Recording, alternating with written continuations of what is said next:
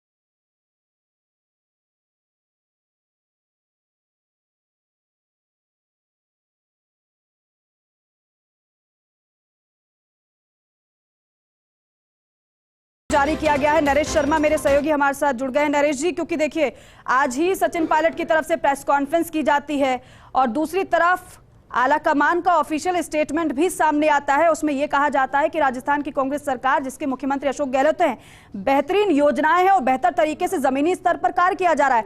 इसको किस तरीके से देखा जाए, इसके मायने क्या समझे?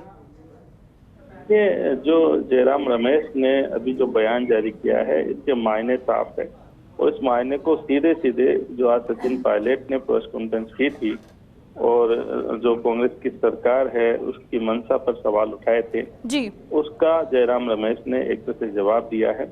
इस पत्र में अगर आप देखेंगे तो उन्होंने न केवल मुख्यमंत्री अशोक गहलोत के शासन की तारीफ की है, उनकी योजनाओं की तारीफ की है, बल्कि संगठन की भी पीठ थपथपाई है।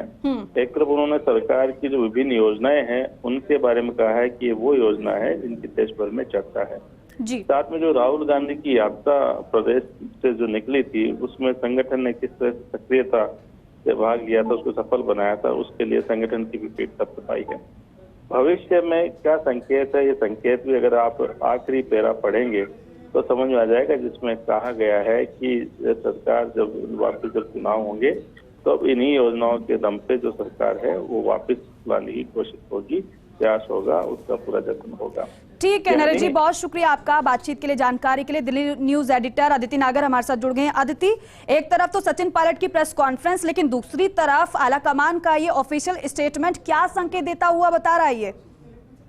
देखिए, आज अगर इसको एनालिसिस प्रॉपर तरीके से किया जाए तो एक लाइन में जी, जहाँ एक तरफ सचिन पायलट सवाल अपने ही सरकार के खिलाफ उठा रहे थे, यहाँ तक कि अनशन पे बैठने की बात है, वहीं पर कैसे दिल्ली, जो कि मीडिया हेड है जयराम रमेश, जाहिर तौर पे आलाकमान से, चाहे फिर वो मल्लिकार्जुन खड़गे हो, चाहे सोनिया गांधी हो, राहुल गांधी हो, उनके संज्ञान में ये तमाम बातें आ चुकी और अब ये साफ किया है कि केवल राजस्थान की जो कांग्रेस सरकार, अशोक गहलोत की जो स्कीम है, उन्होंने बड़ी संख्या में जो योजनाएं लागू की हैं, उससे पहले भी कई बेहतर चीजें हो चुकी हैं और अब ये बताया कि जिन लोगों को गहराई से प्रभावित किया है वे राज्य में हमेशा देश में शासन में नेतृत्व की स्थिति प्रदान होगी।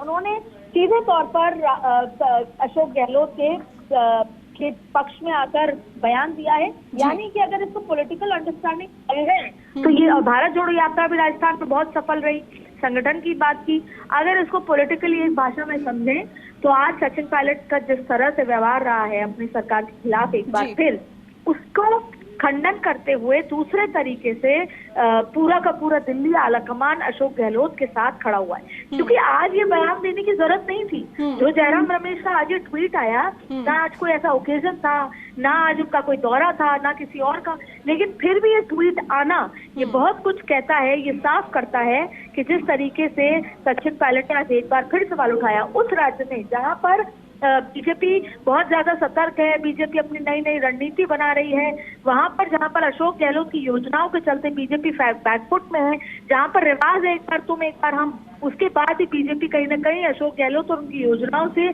स्ट्रैटेजी बना रही है कि क्या सरकार जीत पाएंगे नहीं, जहां पर कर्नाटक में अभी कांग्रेस के पास अपर एज ए ओपीएस के चलते, इन तमाम चीजों के बावजूद भी ये कहा जाता है और दिल्ली में ये चर्चा भी हुई है कि मोदी से लड़ाई करने की जरूरत नहीं है कांग्रेस को, कांग्रेस की लड़ाई तो खुद कांग्रेस के लोगों के साथ है और खुद कांग्रेस के लोग ही कांग्रेस को हराने पे तुले हुए हैं। उसमें चाहे फिर गुलाम नबी आजाद हो, ज्योतिरादित्य सिंधिया हो और ऐसे तमाम नाम थे। ऐसे में अब ये साफ हो गया है कि आज जिस तरीके से सचिन पायलट ने प्रेस कॉन्फ्रेंस की, वो कहीं ना कहीं उसका खंडन करते हुए दिल्ली ने दूसरे तरीके से घुमाकर ये प्रेस रिलीज जारी कर दिया है। आज कोई ओकेजन नहीं था, फिर भी ये प्रेस रिलीज जारी करने का मतलब बहुत दूर तलक जाता है। जी अदिति, यानी कि एक लाइन में हम समझे तो ये बताने की कोशिश है कि इस तरीके से बयानबाजी अब नहीं चलेगी।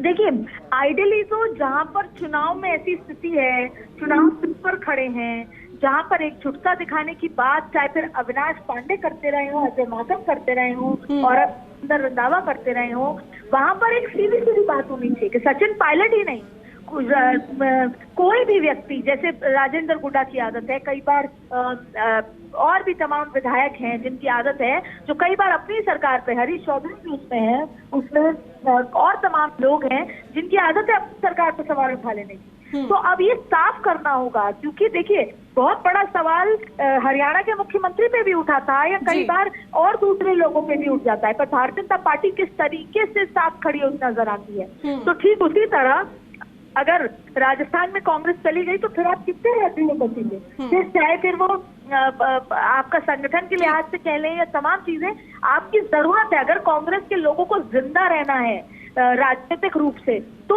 सरकारों को बचाना होगा, और बचा कैसे पाएंगे जब आप एकजुट होंगे, जब संगठन एकजुट होगा। ऐसे में यही कोई ना कोई मैसेज इनडायरेक्ट तो दिया है, लेकिन संगठन की जरूरत है कि वो डायरेक्ट मैसेज दें। आपको बता दें कि सुखजिंदर रंधावा ने कई विधायकों पे नाराजगी जताई। क्यों जताई? क्योंकि जब जिलेवार वो दौरे कर रहे थे तो वहां पे वो जिलेवार वो वहां के विधायक नहीं पहुंचे, तो उन्होंने नाराजगी जताई कि क्यों नहीं पहुंचे।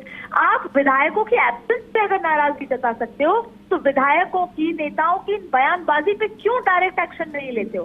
हालांकि सचिन पायलट इसका जवाब जरूर देंगे, सचिन पायलट से खेलने वाले कहेंगे कि 25 सितंबर की घटना पर क्या एक्शन। बिल्कुल। लेकिन फिर वो 102 विधायक पलट के ये सवाल करते हैं कि जो पहले आप मानेसर वाला कांड हुआ उस समय भी तो सबको माफ कर। बिल्कुल अदिति, कुल मिलाकर ये है कि जो भी स्टेटमेंट्स किसी भी नेता की तरफ से दिए जा रहे हैं, आला कमान की उन पर नजर है। आपका शुक्रिया अदिति, बातचीत के लिए, जानकारी के लिए। पॉलिटिकल एडिटर योगेश शर्मा जी भी हमारे साथ जुड़ चुके हैं। योगेश जी, क्योंकि बेहद अहम है ये ऑफिशियल स्टेटमेंट जो कि सचिन पायलट की प्रेस कॉन्फ्रेंस के बाद आता है, तो क्या हम ये मानकर चले कि ये काउंटर है आला कमान का इस प्रेस कॉन्फ्रेंस के उलट? सचिन पायलट अब है कि पूरी तरह विद्रोही तेवर में आ चुके हैं। जब लगातार समय जा रहा चुनाव की ओर जा रहा, जो सचिन पायलट की थी वो डिमांड से एक भी पूरी हुई है। उन्होंने मांगा था वो भी बीत जा चुका है। हम ये सचिन पायलट कैंप डिस्टर्ब हो रहा है लगातार। वो अपने नेता की ओर देख रहे हैं कि नेता क्या डिसीजन लेगा। तो उनके कार्यकर्ता, उनके समर्थक, विधायक चल उनकी पूरी सचिन पायलट कैंप के लिए है क्या करना है। एक मीटिंग भी कॉल की गई है 11 तो वनडे अच्छे है ना, लेकिन ये चेतावनी है कांग्रेस आला कमान को। आज के पूरे क्रम से दूर टूक संदेश दिया गया है, खड़े किए गए हैं जो अपनी सरकार से है, सरकार को लेकर है। कहा जाए तो मैसेज दिया गया है सचिन पायलट कैंप की ओर से, कुछ सचिन पायलट की ओर से भी नहीं रहेंगे, हर मुद्दे पर बोलेंगे, तीखा प्रहार करेंगे। सवाल ये उठता है भारतीय जनता पार्टी को लीडरशिप इसको लेती है। बिल्कुल योगेश जी, पूरी तरीके से यही मैसेज है कि सरकार बेहतर काम कर रही है और एक जाजम पर आकर सभी को तैयारियों में जुट जाना है और एक साथ चुनाव लड़ना है। ये मैसेज आला कमान की तरफ से इस लेटर के जरिए दिया भी गया है। और शुक्रिया आपका बातचीत के लिए, जानकारी के लिए। ब्रेक का वक्त हो गया है, जल्द